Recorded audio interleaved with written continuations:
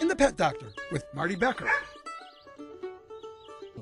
Oh boy, that's going to be so good. You have your dogs at home. How long does it take them to eat when you feed them? Typically about 30 seconds if you got a lab or a golden, to the high of 3 minutes, right? So now all of a sudden you're headed off to work, the kids are off to school, and Bailey's going to be sitting around there thinking, now what am I going to do?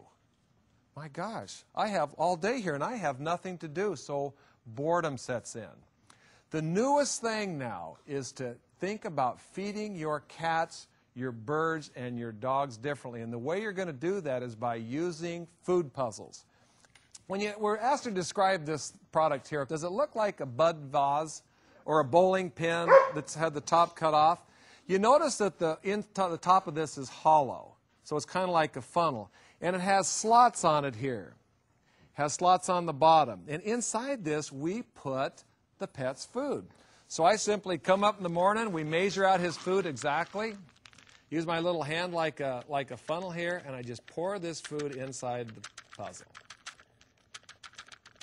And then what I do is after I put the food inside the puzzle, I just set it down. There you go. Now this dog has never used this food puzzle before, so we're going to see what happens. This dog can smell that food inside that puzzle. It can taste the food that's been put inside there, so pretty soon it's going to start manipulating this puzzle around, and if they drop it, all of a sudden out of those slots, food is going to come out. Oh, it's like Las Vegas. I actually got something out of there. There we go. We're trying.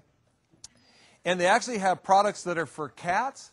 And if the dogs start to get really smart, what you do is to actually link these products together. So you take them and put them inside of one another so the food travels from one chamber to the other chamber.